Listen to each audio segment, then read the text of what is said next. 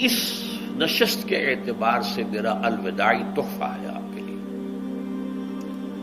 اور وہ یہ کہ میری جو دینی، ملی، تاریخی، سیاسی، عمرانی جو سوچ ہے، جو فکر ہے میرا، جو 50 برس سے زائد عرصے کے مطالعے اور غور و فکر پر مبنی ہے،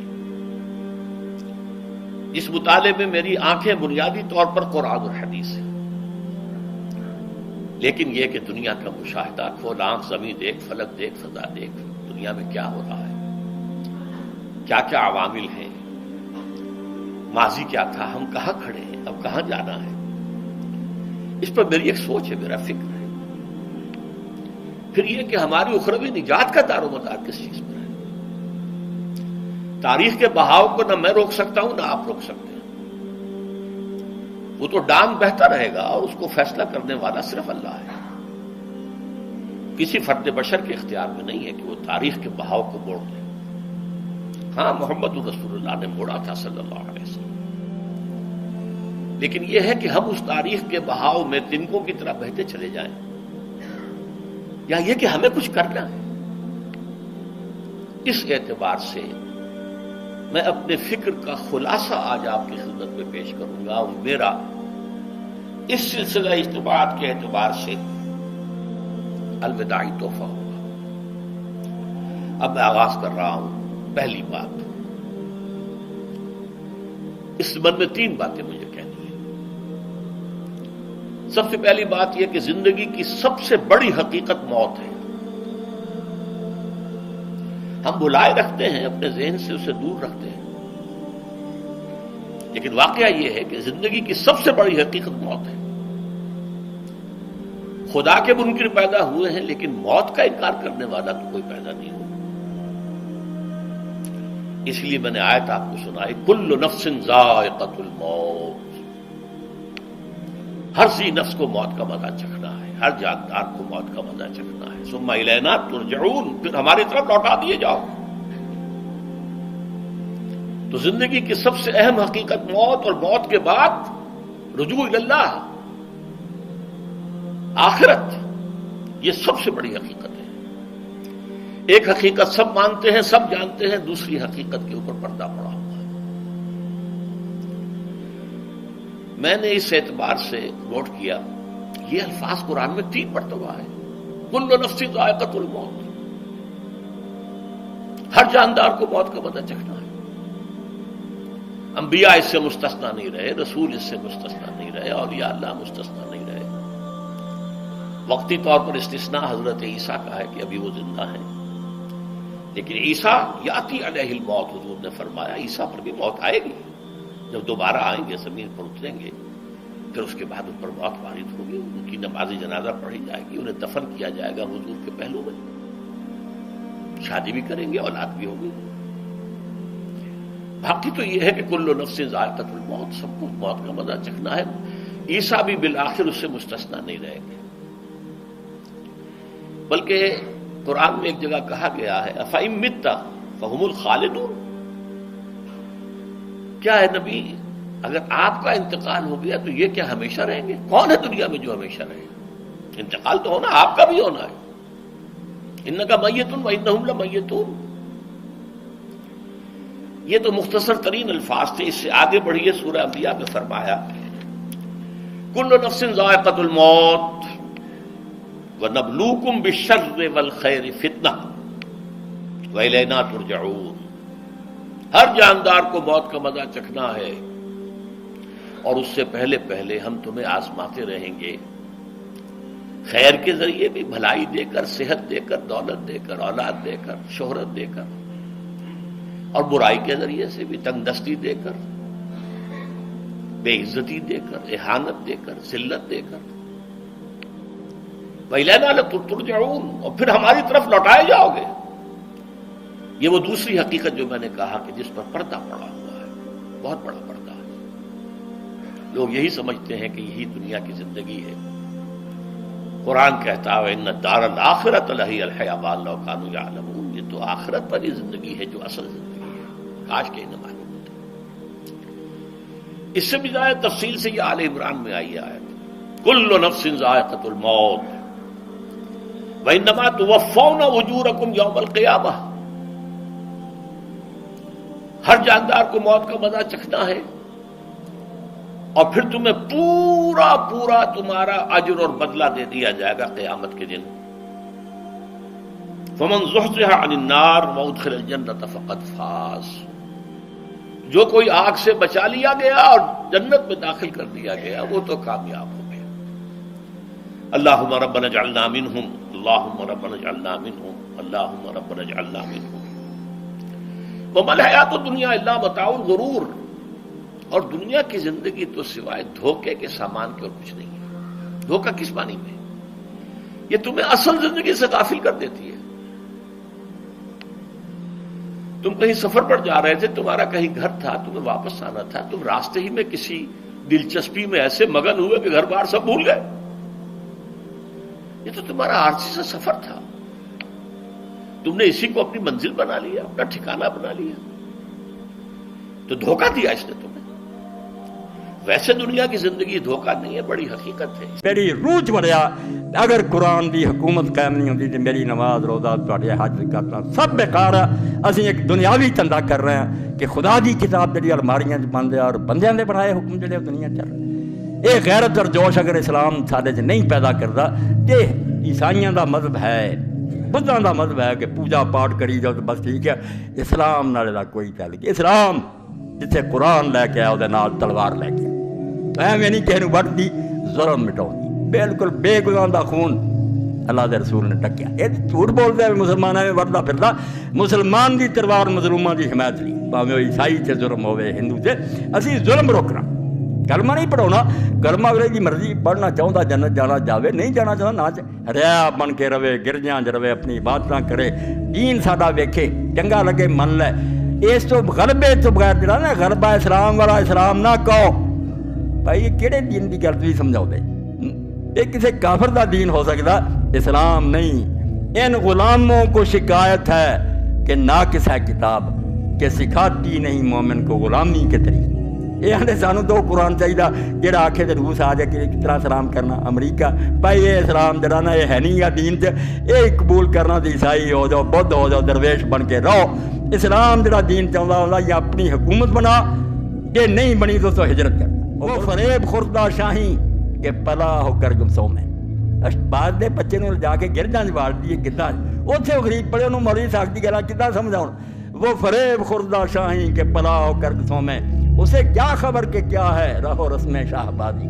اور بعض اچے اڑتے ہیں، وہ کوے نہیں ہوندے مردار کھاندے، اسی کوے بن چکے ہیں، روٹی لبے پوے سکھ آ جان ہندو آ جان، یہ نہیں اسلام۔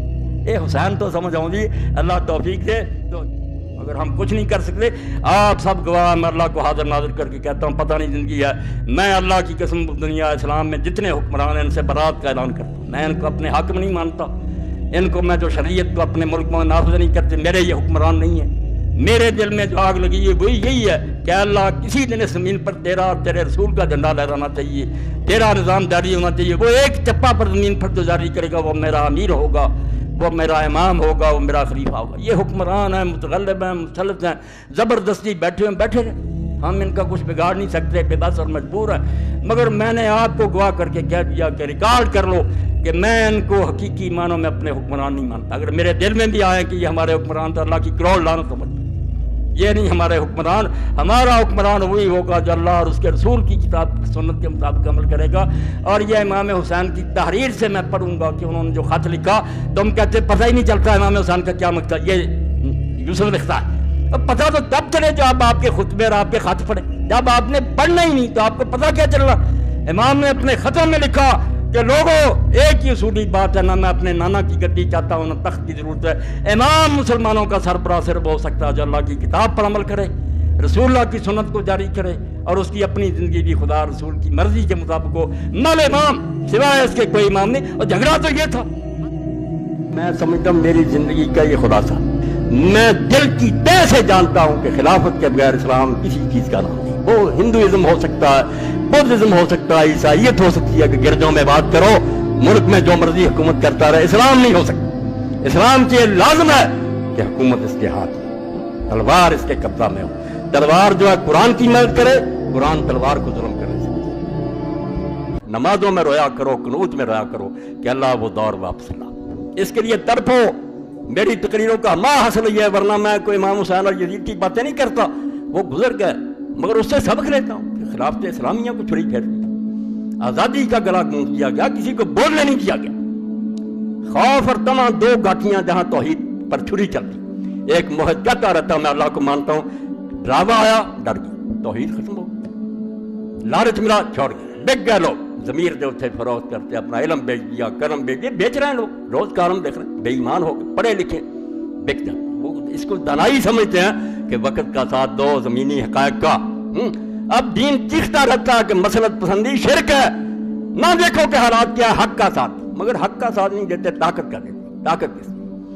یہ بہت عمدہ تصویر ہے کہ حضرت معاذ ابن جبل رضی اللہ عنہ رسول کریم علیہ السلام کے اصحاب میں سے بہت علم والے، یمن کا گورنر آپ نے بنایا، قاضی بنایا، ایک صفحہ سن لیں حضور کی محنت اور برباد جو ہوئی اور اب تک ہے وہ بتانے کی ضرورت نہیں کہ ہمارے پاس اس کا کچھ نہیں رہا۔ حضرت معاذ رضی اللہ عنہ کی تصریح اور اسلامی خلافت کی اصلی تصویر قابل غور ہے۔ 157 158 سوال۔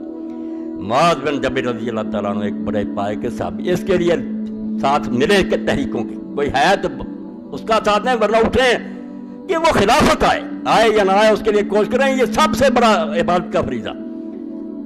روم کے دربار میں سفیر بن کر گئے تھے، رومی سردار نے کیسر کے جاہ و جلال اور اعزاز و اختیارات سے ان کو مروب کرنا چاہا۔ دربار جلاد کھڑے ہیں، وہ بادشاہ والا روب تھا، یہاں مسلمانوں پر دوسرا ہی رنگ چھایا ہوا تھا، یہاں تو حضور نے ان کو بدل دیا تھا کہ کیا ہے تخت اور کیا ہے جلاد، اللہ بڑا۔ جن کے دل میں جلال خدا بندی کا نشیمن ہو، ان کی نظروں میں اس طلسم اذخار پہ دنیاوی کیا وقت ہو سکتی، آزاد ہے اللہ رحمت اللہ، دنیا کی ٹھیکریاں انہیں کیا دھوکہ دے سکتی، سونے چند۔ حضرت معاذ رضی اللہ عنہ امیر عرب کے اختیارات کی جن الفاظ میں تصویر کھینچی وہ حسب ذات، یہ کوئی شخص بتایا کہ معاویہ رضی کے دور میں یہ رہا تھا، یزید کی بات نہیں، اس نے ملک عزوز حضور نے فرمایا ظالم بادشاہی، اللہ کے رسول کے کلمات ہیں 30 سال کے بعد تم کون ہو وکالت کرنے والے، اللہ سے ڈر جاؤ، پوری امت کے اجماع کی مخالفت کرتے ہو کہ اس کا دور کوئی صحیح اسلامی حکومت نہیں تھا، ظالموں اللہ بخشے اسے جنت دے، ہمیں کیا اعتراض، مگر خلافت نہیں رہی اسلامی۔ تو حضرت معاذ نے امیر عرب کے اختیارات کی جن الفاظ میں تصویر کھینچی حسب ذات، فتوح شام ازدی سے نقل کیا، آپ نے کیسے بتایا کہ ہماری حکومت کیا آج رسول اللہ نے ہمیں دی ہے، امیرنا منا رجل منا، کہ جو ہمارا امیر ہے وہ ہم سے کوئی الگ ہستی نہیں ہے، ہم میں سے ایک عام آدمی ہے۔ ان عامل فینا بکتاب دین ربنا و سنت نبینا قررنا علیہ، اگر وہ اللہ کی کتاب کے مطابق چلے گا اور ہمارے نبی کی سنت کے مطابق اس کا حکومت طرز عمل ہوگا، ہم اس کو حکومت پر برقرار رکھیں گے۔ وَإِنْ عَمِلَ بِغَيْرِ ذَلِكَ ضَلْنَا عَنْهَا، اگر اس سے ہٹے گا کان پکڑ کر اتار دیں گے، یہ چھن گیا، یہ نہیں رہا اختیار آپ کے پاس، نہ اس وقت نہ بھی 14 سال گزر گئے نہیں، اپنی مرضی سے کوئی آتا ہے، کوئی دوسرا زبردستی اس کو اتار دے، ورنہ چھوڑتا نہیں۔ امت کے پاس سے عدل و نصب کا اختیار چھن گیا کہ مسلمان اپنی مرضی سے کسے لائیں اور جب ناپسند کریں چلتا کریں۔ وین ہوا سارا کا کتانا جلا، اگر وہ چوری کرے گا امیر ہمارا ہم اس کا ہاتھ کاٹ دیں، وین زنا جلدنا، اگر وہ زنا کرے گا کوڑے ماریں گے، وین شتم رجل منا شتم، اگر وہ کسی آدمی کو گالی دے گا وہ ریا قدن آدمی برابر گالی دے گا، وین جرہ قادم نفسی، اور وین جرہ غلط چھپاؤ، اگر وہ اس کو زخمی کرے گا تو اپنی جان سے اس کو بدلہ دینا پڑے گا، وہ کہہ نہیں سکے گا کہ میں میرا بدلہ نہیں لیا، اسی وقت اس سے بدلہ لیا جائے گا۔ ولا یحتجب منا، اور وہ ہم سے پردے میں چھپ کر نہیں بیٹھے گا، کھلا ہوگا دروازہ جس کا جی چاہے، ولا یتکبر علینا، اور وہ ہم سے متکبر نہیں بن سکے گا، میں کوئی بڑا ہوں، سڑکیں روک دو اور آرا جلوس، ولا یستاثر علینا فین الذی افاء اللہ علینا، اور جو مال غنیمت آتا ہے اس میں سے رائی برابر وہ دوسروں سے زیادہ نہیں لے سکتا، وہو کرجل منا، چیخو اس کے لیے وہ دور جو محمد عربی صلی اللہ علیہ وسلم لائے تھے، یہ ہے شاید دور تحفہ جو دنیا کو دیا، نہ پہلے ملا نہ بعد تک، لوگوں نے دیکھا ہی نہیں کہ خلیفے کا کوئی الگ محل، اس کے ساتھ کوئی گاردیں، کوئی جلوس، اللہ اکبر، یہ اعجاز ہے اس ایک صحرا نشین کا، بشیر ہی ہے آئینہ دار نظیر۔ آپ دوسرے موضوع کو روکتے ہیں، انسان مٹی کے بنے ہوئے فرشتوں سے بڑھ کر بنا دیا، اسی میں حفاظت ہے انسانیت کی کہ ہوں ایک جنیدی و اردشہری، ادھر سب سے بڑا ولی تخت پر بیٹھا، کسی مرشد کی بیعت کی ضرورت نہیں، وہ سب سے بڑا مرشد ہے، اس سے کون اللہ تک پہنچانے والا؟ اور سب سے بڑا حکمران ہے، یہ دو اکٹھے کیے حضور پاک، اور روایت رہ جاتی درمیان میں الاسلام و سلطان و خوان دامان، کہ اسلام اور حکومت کوئی تانا نہ دے کہ اقتدار کا، اگر کوئی اپنے لیے اقتدار چاہتا ہے جیسے انہوں نے چاہا، لعنت ہے اس اقتدار پر، اور کہتا میں فقیر رہوں گا مگر لوگوں کی خدمت کروں گا، عین عبادت۔ سب سے بڑی بات امام عادل فرمایا سب سے بڑا جس کو انعام ملے گا قیامت کے وہ منصف بادشاہ حاکم، بادشاہ ترجمہ امام، اور سب سے زیادہ جسے عذاب ہوگا امام الجائر، جو حکمران غلط چلے گا۔ 7 گروہ جو اللہ کے عرش کے سائے کے نیچے ہوں گے ان میں پہلا فرمایا امام عادل حکمران۔ اس لیے یہ دنیا ہے جس کا جی چلتا بکواس کرتا ہے کہ اقتدار کی جنگ تو شروع سے انبیاء اور کافر لڑ رہے ہیں، اقتدار آپ تانا سمجھتے ہیں کہ بدماشوں کو دے دیں کہ وہ دنیا میں بدکاریاں پھیلائیں، چھیننا تو دونوں جڑوے پائی، کوئی سیاسی نہ کہے سیاست دین سے الگ کوئی کچھ بھی نہیں، لعنت ہے اس دین پر بھی اور اس سیاست پر۔ لا یسلو واحد منہما الا بصاحب الاخر، ان میں سے کوئی ٹھیک نہیں رہے گا جب تک دوسرا ساتھ نہیں ہوگا۔ نہ سلطان ٹھیک رہے گا اگر اسلام نہیں ساتھ، اقتدار ظالم بنا دے گا، اور اقتدار جو ساتھ نہیں ہوگا میری طرح باز ہوگی، منت ہوگی سماج تو آپ کا جی چاہے گا کپڑے جھاڑ کر چلے جائیں، کوئی عمل نہیں ہوگا۔ ان میں سے ایک بھی فرمایا ٹھیک نہیں ہوگا جب تک دوسرا ساتھی نہیں ہوگا۔ مثال کیا دی؟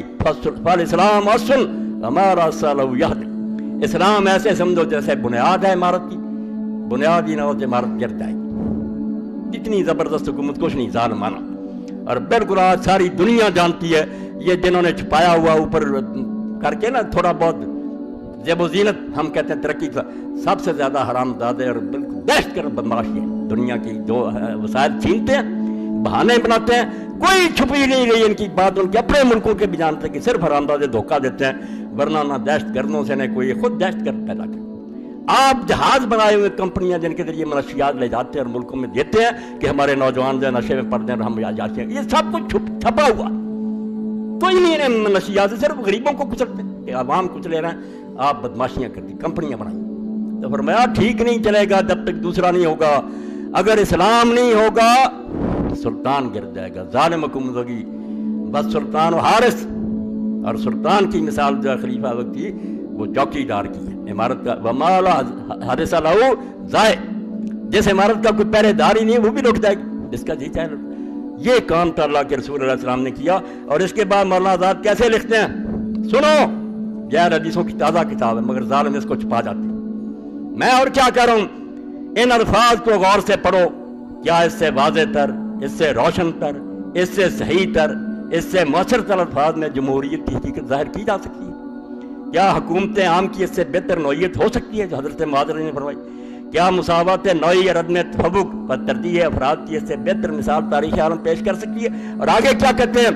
اللہ بنو امیہ سے انصاف کرے، ان ظالموں کو سزا دے جنہوں نے اسلام کی اس مقدس تصویر مساوات کو اپنی کثافت سے ملوث کر دیا، اور اس کی بڑھتی ہوئی قوتیں دور عروج میں پامال مفاسد استبداد ہو کر ڈکٹیٹرشپ کے پاؤں میں کچل دیا۔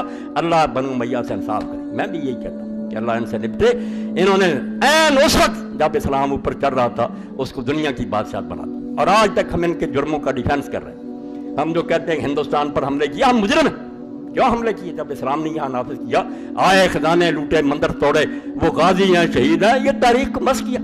ہم قرآن سے ہٹ گئے، غلط میں یاروں پر جانتے کہ انہوں نے علاقے فتح کیے۔ علاقے فتح کر جرم ہے، علاقے فتح کرنا صرف ابو بکر عمر کے لیے جائز رضی اللہ تعالیٰ عنہ، جن کے اپنے علاقوں میں اسلام چل رہا تھا۔ انہیں حق تھا کہ بھائی اپنے علاقوں میں یہ چلاؤ، ورنہ ہماری ریت بن جاؤ، عدل و انصاف سے فائدے اٹھاؤ، ورنہ ہمارے بالکل جائز بات۔ ان کو کیا حق ہے جو آپ بدماشیاں کر رہے ہیں، شرابیں پی رہے ہیں، لونیاں رکھی ہوئی ہیں، لوگوں کا مال لوٹتے پھرتے ہیں، خزانے لوٹ کر لے جاتے ہیں، جا کر وہاں محل بنا لیتے ہیں۔ یہ کوئی اسلامی حکمرانی ہے اللہ کے لیے۔ وہ شاہ ولی اللہ کی بات یاد رکھیں، اسلام کا دفاع کیا کریں، مسلمانوں کے اعمال کا دفاع نہ کیا کریں۔ بڑھ کر کافروں سے آپ اعتراض کریں کہ یہ ہمارے بادشاہ ظلم کرتے ہیں، تاکہ کافروں کو پتہ چلے کہ یہ عادل امت، نیک امت ہے، جو صحیح کو صحیح کہتی، غلط کو غلط کہتی۔ ہم خواہ وکیل بننا کہ جس ظالم نے بھی لوگوں کے علاقے چھینے وہ بڑا غازی تھا، بڑا شہید تھا۔ کیا غازی اور شہید تھا جب اسے علاقے میں اسلام نہیں جاری کیے، ایک مدرسہ نہیں بنایا، کوئی مکاتب نہیں کھولے، دولت لوٹی چلے گی۔ میں نے اشارہ کر دیا، اس سے ساری تاریخ کو سمجھ لیا۔ ہم ایسے حکمرانوں کو کوئی صحیح حکمران نہیں مانتے جو صرف حبس ملک گیری میں مبتلا تھے، ملک چھینو۔ ان کو ایک بھوک لگ گئی تھی کہ ان کو سیر نہیں ہوتے تھے، وہ کھاتے جاتے تھے دنیا کے ملک۔ حکمران وہ ہیں جو فقیر اور درویش تھے۔ تو ایک بات تو یہ ہے، اور دوسری ضمنی بات یہ ہے، کتابوں بھی لکھی اس دور میں، آپ حیران نہ ہو، میں جانتا ہوں میرے پاس روزانہ کتابیں آتی ہیں دھڑا دھڑ بارش کے قطروں کی، اتنے خبیث ہیں یہ لوگ جو امام حسین کے خلاف اٹھ کھڑے ہوئے۔ اور کیا وجہ؟ حکومتوں نے انہیں کھڑا کیا، انہیں گرانٹ ملتی ہے، حکومت ان کی پشت پناہی کرتی ہے۔ وہ کہتے ہیں اگر حسین جیسی ذہنیت لوگوں میں پیدا ہو گئی کہ بروں کو اتار دو تو لوگ تو اٹھ کھڑے ہوں گے، ان کو سنا دو۔ کہ لوگ انہیں روکتے تھے، یاروں نے غلطی کی، وہ نہیں مانے کسی کی نصیحت، خواہ مخواہ آ گئے۔ یہ میرے بھائیوں حکومتوں کے لیے بڑا فائدہ ہے اس میں کہ روشنی کا ایک مینار ہے، اس کو گرا دیا جائے۔ جیسے ڈاکو آتے ہیں پہلے لائنیں کاٹ دیتے ہیں کہ بتیاں بجھ جائیں، یہ بتی بجانا چاہتے ہیں کہ ساری تاریخ میں صرف ایک کھڑا ہے ستون، وہ ہٹا دیا جائے تو پاک ہو جاتا راستہ۔ پھر یہی ہے کہ ہم تسبیحیں گردانتے رہیں گے، سجدے کرتے رہیں گے یا عیاشیاں کرتے رہیں گے، بولیں گے کیا کام کرو، نمازیں پڑھو، پڑھنا چاہتے ہو تو زیادہ برا لگتا آنکھیں بند کر لو، ہاں یہی حال ہوگا۔ تو حسین رضی اللہ تعالیٰ ان کے لیے موت ہے، تا قیامت قطع استبداد کر، موج خون او چمن ایجاد کر۔ جہاں ہسٹری میں آپ کو نظر آئے گا کوئی انقلابی تحریک اٹھی، پڑھ کر دیکھ لیں، صرف حضرت حسین کا حوالہ۔ لوگ اٹھے اس لیے جانے دی کہ ایک طرف مسلط ہے کہ حالات یہ کہتے ہیں کہ چپ رہنے میں بہتری ہے، ایک طرف عشق ہے، ایثار اور فدائیت ہے کہ جان دے دو، اعلیٰ اقدار اور اصول تباہ ہو رہے ہیں، اصولوں کی حفاظت کرو، جان بہت اتنا ہے، اصول بچاؤ۔ یہ تاریخ میں کبھی کبھی لوگ کرتے ہیں، اور ان کی برکت سے چلا آتا دین پہلے بھی امتوں میں اب بھی جو نہیں سوچتے کہ اس میں نفع نقصان کیا ہو، جو سود و زیاں کی میزان لگاتے ہیں کہ اس میں فائدہ کیا، وہ اندر ہی گھسے رہتے ہیں، وہ نہیں کبھی میدان میں آتے۔ جو بیچارے آتے ہیں میدان میں وہ سوچ کر آتے ہیں کہ ٹھیک ہے صرف بربادی بربادی، مگر جس دھج سے کوئی مقتل کو گیا وہ شان سلامت رہتی ہے۔